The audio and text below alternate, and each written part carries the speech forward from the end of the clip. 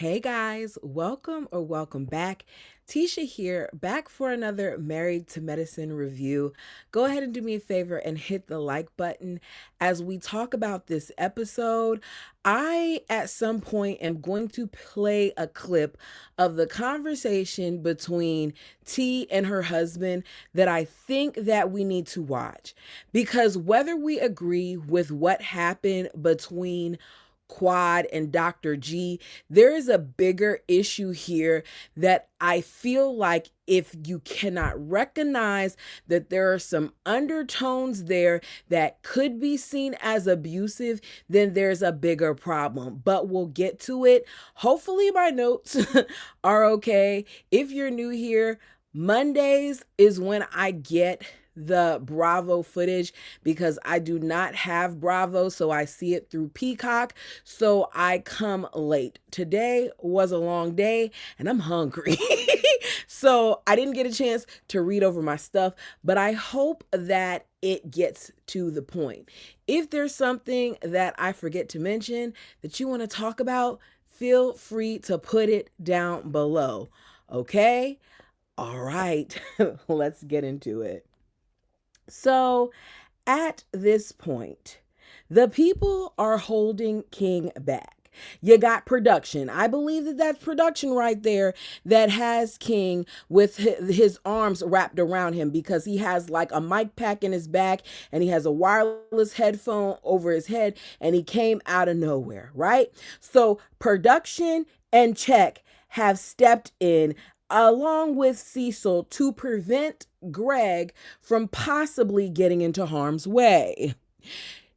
You got Quad, as you see in that right corner, yelling, "No, baby, no, baby, no, baby, no." You got Dr. G with all of the mouth that he previously had backing up, right? Because King is giving him what he wanted out of him, which is a reaction. So he is backing up and T and all her boobies are running forward. She is running so far forward that the people are holding her back from getting to King. I was about to call the man Dr. Gray. From getting to King.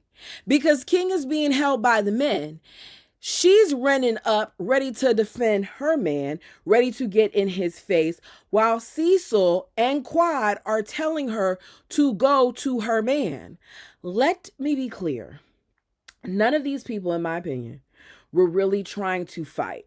I've been in enough fights to know what it looks like when people are trying to fight. There were ample opportunities where a fight would go down. So I don't think that that was going to happen, but I'm not going to act like this wasn't serious and that this may have possibly turned into something else. So you got Dr. Eugene telling King, look, you got to calm down. We got to calm down. They have a past, and King's like, F their past. Okay, if you say so, King. He and Quad go for a walk. He tells her that what really got him upset was that Dr. G admitted that he said, shut the F up, and it was directed to you. And she's like, what? He said that to me? He said it to me. We get a flashback of him saying it. And yes, Quad, it was to you. So he says, you could talk to your wife like that, but you're not going to talk to mine like that. I'm going to tell you right now. Look at this picture. Do you see this picture of these two beautiful brown bodies that is on our screen? I think that is part of the problem with Dr. G and King. I think that, and I said this before, that Dr. G was fine when Quad was single, but her not only having a man, but bringing him on this show is bothering him. And on top of that, the other guys seem to accept him and are getting along with him. He's not getting a lot of pushback like he thought. So I think there's bigger issues there. So you got that whole conversation going on, right? Then in the next side, you got Cecil and Steve trying to calm Dr. G down, saying, you got too much riding on this. I know this is Cecil. I know you're trying to protect your marriage and it's too much, to be in his company. But, at some point, you're going to have to move or walk away. No, sir. It's not about T. It's not about the marriage. It is about him being upset that Quad is back in this picture. He loved the fact that Quad got sent home last season. He was gloating about it. But now that she's back and she's going to be solidifying a place for some time, possibly, at least on this season, with her man, and it's going to help her further create a storyline, which will help her stay on the show, he got a problem with it. So they're having that conversation. You got Dr. Eugene and Dr. Damon, the most, what appears to be unbothered, because sometimes Dr. Damon got a little side of him, but they are standing off at the side, arm in arm, watching these grown people go at each other. And Eugene points out that these people have lost their minds. And they have. They have very much so lost it, because there's pockets of arguments going on all over the place on what is supposed to be a vacation. Do you see how beautiful their surroundings are in Key West? I didn't even know Key West had all of this. It's beautiful. And y'all are wasting time with the foolishness. Look at this sky. Look at this sand. And y'all are wasting time on this. So King is telling Quad that Dr. G won't do that type of stuff when it comes to her anymore. And she can say whatever she wants to say. No, King, she can't. Defend her, but don't support or add to the foolishness. If I were Quad, would have wanted my man to check him as well when he said it, not after the fact. And as far as I am concerned, neither one of those people need to address each other ever again. They don't have anything other than this show that would force them to speak. It's not like they share a household or they have children or anything of that nature. So say hello if you want to say hello and keep it moving. Quad appreciates her man. And if I was in her position, I would too. So you got them standing off doing that. Meanwhile, T is by Dr. Mimi. And she's telling her, this is what they wanted to do. They wanted to get between you and Greg. Do not allow these people to get in between your marriage. This is your covenant. And I'm like, wait a second. Yes, this is a covenant. Yes, don't let these people get in their marriage. But this, once again, didn't have anything to do about their marriage. That's not how this argument started. T is sitting there saying that she's trying to figure out why they're starting all this stuff. And I just feel like no one is trying to do anything other than maybe Heavenly, because she was messy for bringing that. And maybe at various points, no, I'm not even going to say that. I'm going to take that back. I don't think anyone is trying to mess up their marriage. I do think that there are some people that feel like they've served their purpose and they want them off the show, but I don't feel like they're trying to mess up their marriage. So T is now upset, and I can't tell if she's crying hysterically or if them hugging her and embracing her is causing more tears. I don't know what's going on, because I didn't get the full lead up to this, but she is upset and she is mad, and the ladies huddle her as they pray over her. Dr. Mimi is there. You see Contessa, and Contessa is praying over her as she says she's safe. You're safe. You're safe. You're safe. Fedra is then speaking in tongues and she's praying. Here's the thing. I don't play when it comes to that. There are people that do it and there are people that don't do it. So if I'm being completely honest, Simone's comments about where Fedra's salvation lied and if this was legitimate or not, I didn't appreciate it. You don't know what her walk is, whether you believe it or not. The comments like that and comparing that to her situation with Apollo, it didn't make sense to me. It didn't need to be said. I thought it was in poor taste. So that's going on there. The others on the what is this thing called? The show, the sandbar, can hear Phaedra and the others. So they hear the sound of her speaking in tongues. And you got Paulo talking to his wife, saying that he's known her since 1997 and he's never heard anything like that. He may be telling the truth. I don't know. But did he think that maybe in the 7 years that they've been apart from each other, that maybe she isn't the same person? Isn't it a possibility that things have changed? So his commentary just once again shows that he too is a bitter ex. Dr. G is over there talking to his wife like he's a victim, saying that King asked him to apologize and he did. Did I miss it? Because I don't recall hearing an apology from Dr. G. Did they not show it to us? What am I missing here? Because if I recall, he said that everyone in the situation was wrong. He didn't say that he was going to apologize. He tells, his wife that he's over it. She tells him that they just need to go home. And I agree. Somebody got to go home because this was never a good idea in the first place, right?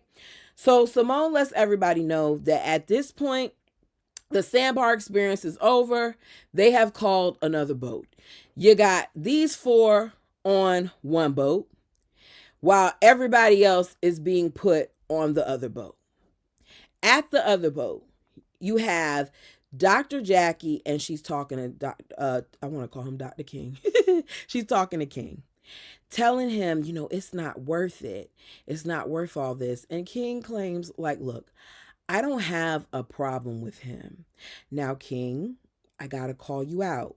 You do have a problem with him, and it's okay to say that.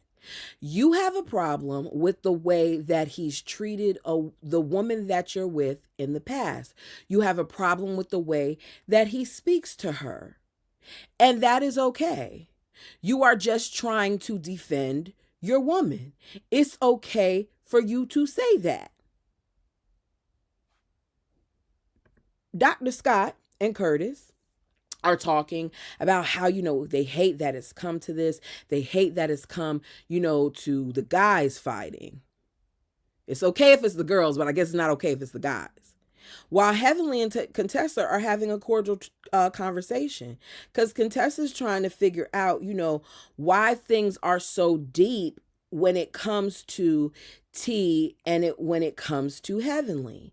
Heavenly says that it's like that because T is too volatile, that she can't be doing all this stuff and then leaning over people.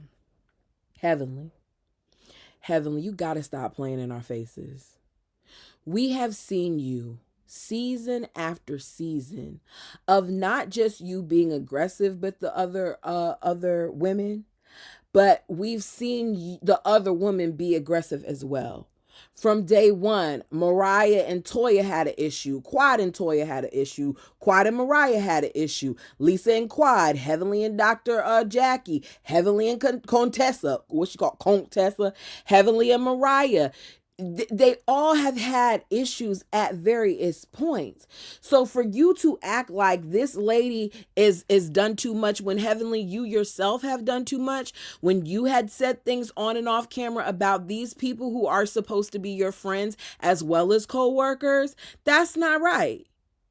Contessa says, she feels bad for T, that people are forgetting that she has a lot going on, that she's isolated and she's taking hormones. And I gotta agree with that.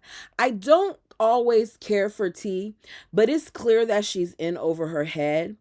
I wonder what it was that she thought was going to happen when she came to this show. I thought she watched the show. I thought she was a fan. I thought she's seen in the past how these ladies have treated others and that she would figure out this may not be a good environment for her. But I think that she was sold on the idea of her coming on being married to Greg and that possibly pushing Quad out. I don't think that she expected to have so much interaction with her, but I could be wrong. You all let me know your opinion. On the other boat, you got these 4 talking. Phaedra and Chet are talking, and he's like, I just feel like this is all a lot. T feels like she didn't do anything wrong. All she did was ask a question about why Heavenly invited Apollo. That's true. But once again, the same way Heavenly responded in a wrong way, T came back at her in a wrong way. And Phaedra, you could have de escalated the situation by saying you were aware that he was coming, but none of y'all stepped in and shut it down. She says it's not like, she was really going to fight her. She doesn't want to beat up a senior citizen. T, you got to stop. You cannot keep talking the way that you talk and think that these women aren't going to come for you. You continuously age shame these older women when your man, as soon as you said it, turned his head the other way because he is older than most of those ladies. How are you going to sit there and be upset later on when they call you a little girl when you keep saying things about their age like this? This is one of the reasons why sometimes people don't side with her. Now, I like to think that I can see all sides, so I'm just going to call a spade a spade. You can't keep saying stuff about their age, and then they shouldn't say things about your age. And when you got a man as old as your husband, you really ought to be quiet because you're with someone who's older. And I don't think he's an elder. I wouldn't call him elderly, but you're being disrespectful by saying that about those other people. And should they say something like that about your man, you're going to have a problem. So Chet starts talking about, him and Apollo and how they're friendly. And Phaedra says, at this point, none of that should have happened. He's single. I'm single. Don't feel bad about it. I came here to get to know you, and that's exactly what I'm doing. In the other boat, you got Simone saying she doesn't know how they're going to work this out. And I feel like the way you work it out is by actually holding everyone accountable, by stop being messy, by not having certain people in the same room, by stop orchestrating things and producing and actually having genuine things and show your stuff.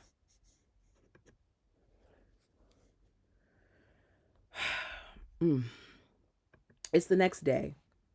We see Dr. Contessa and Dr. Mimi together.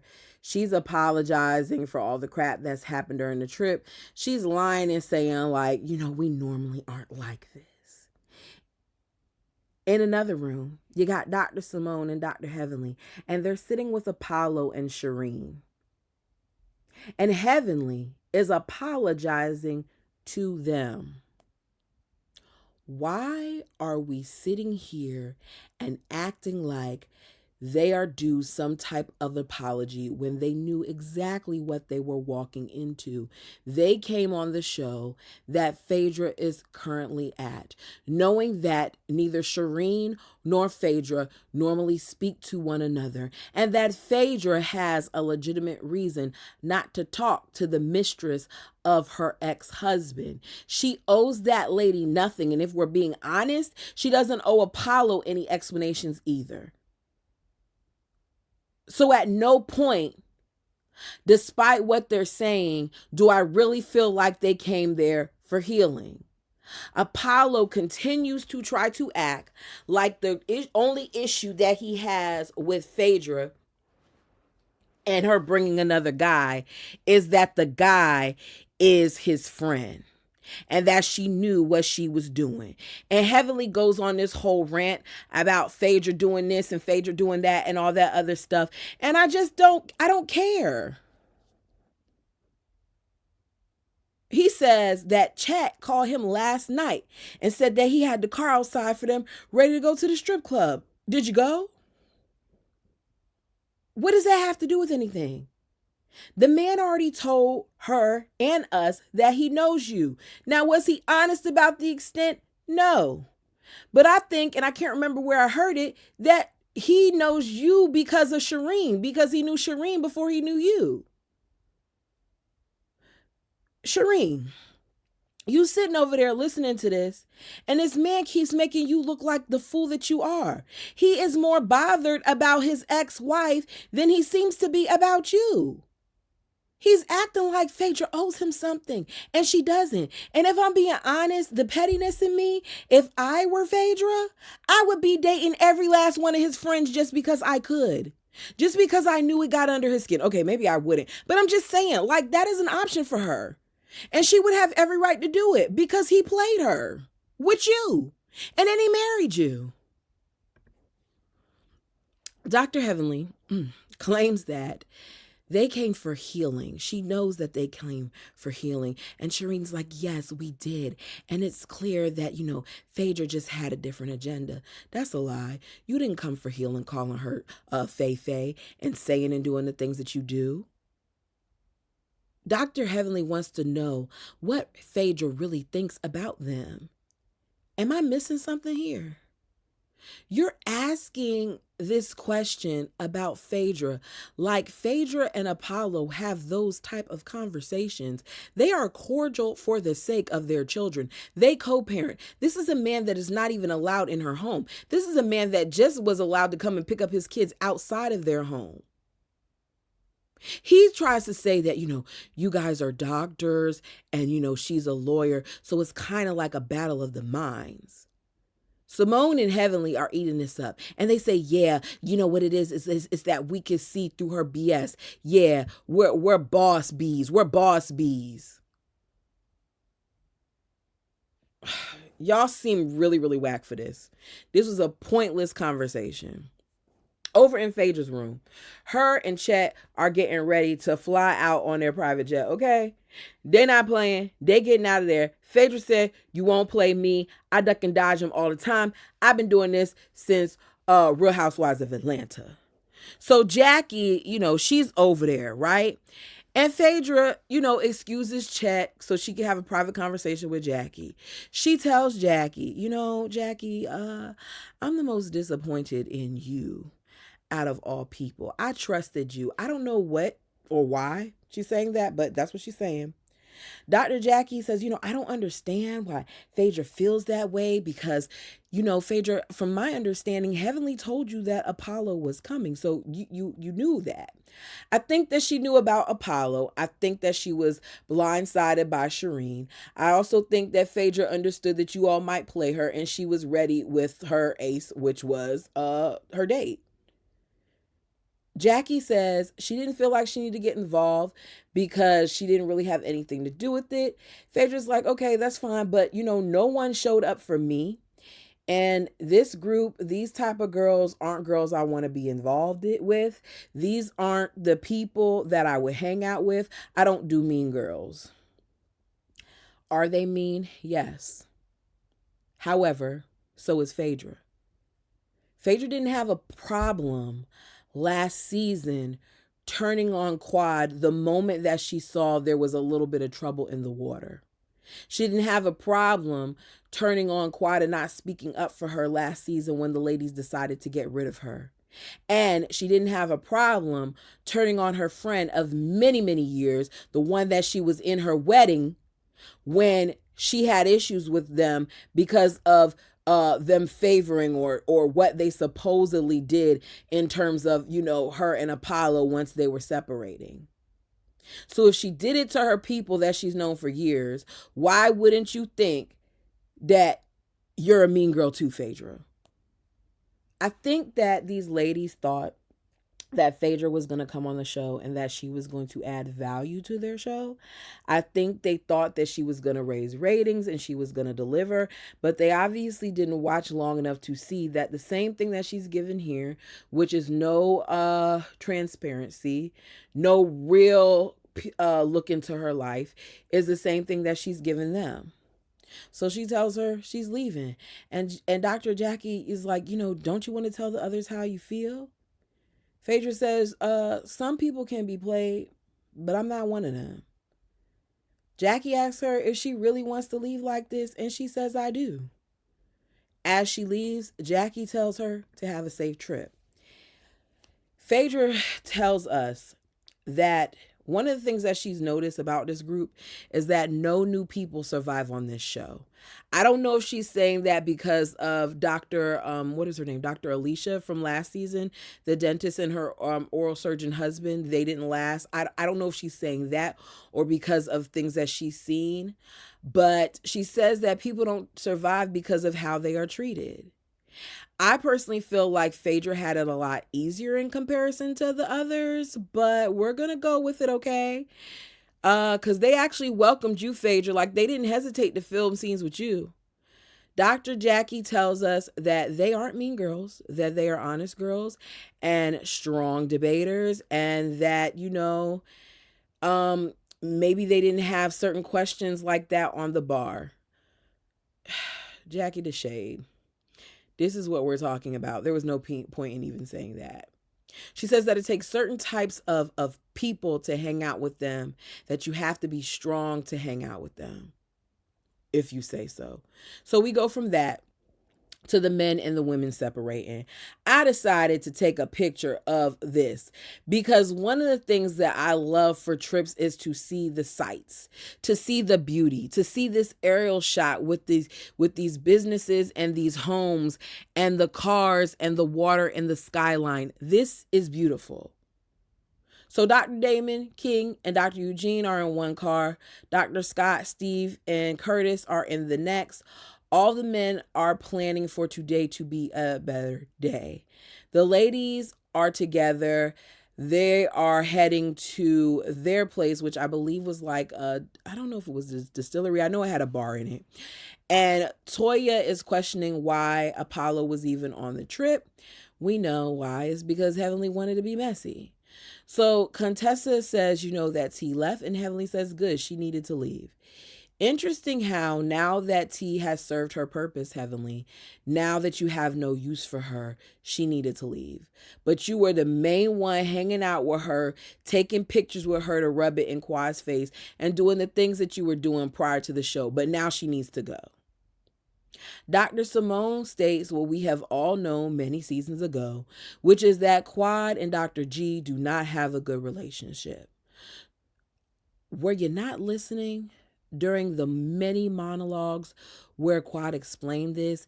Did you not pay attention to the show?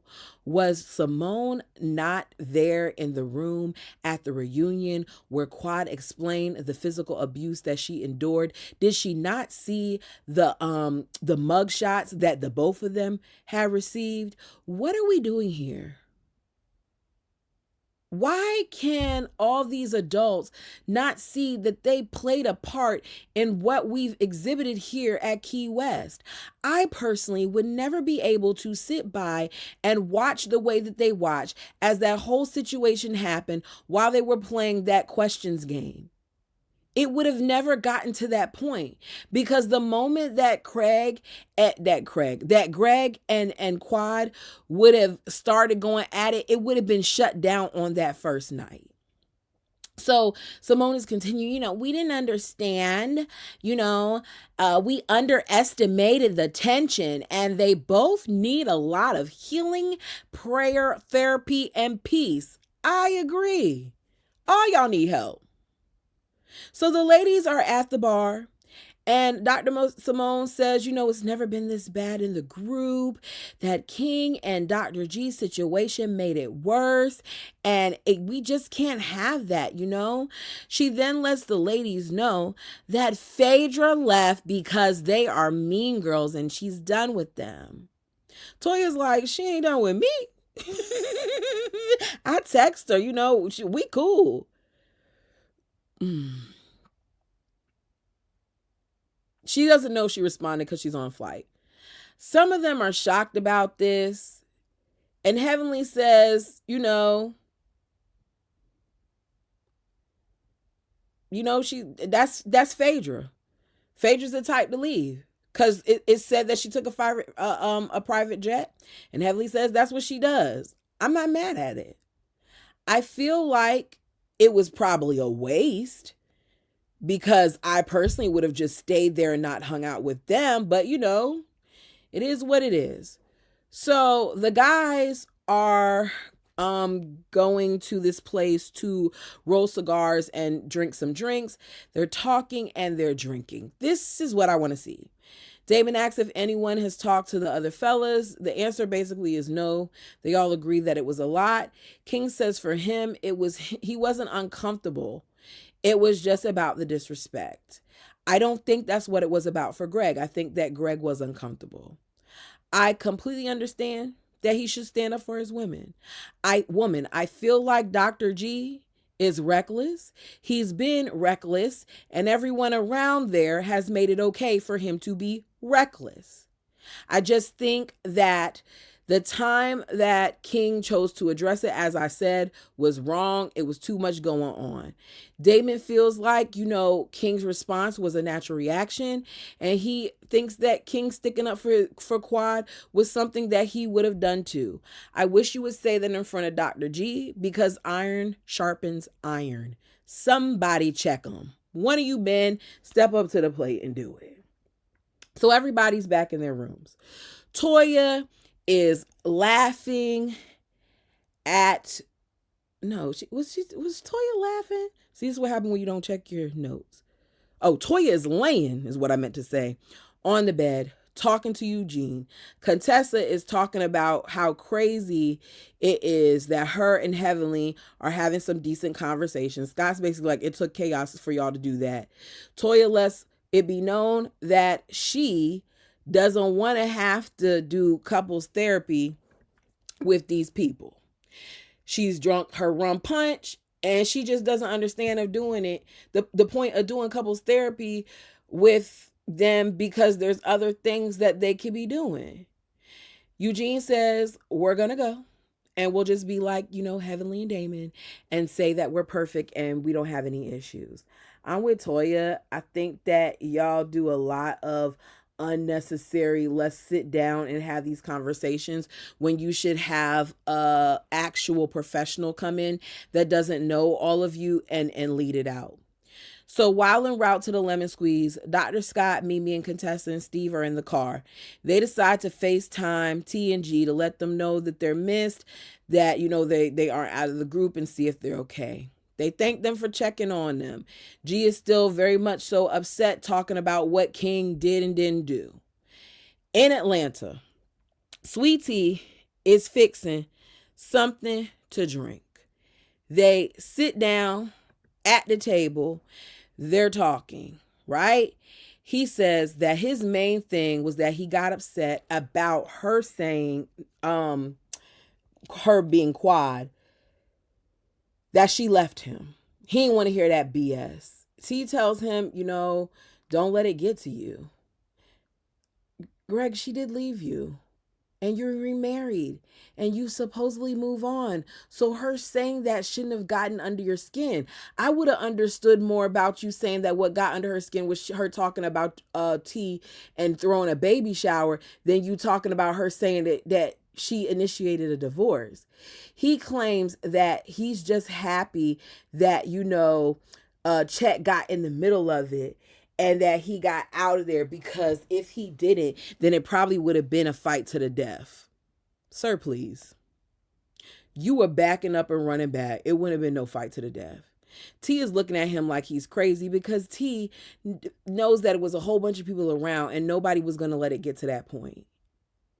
T says, I don't think it would have been all that. He says, do you know him? She says, no, but it's my opinion. I don't think it would have been a fight.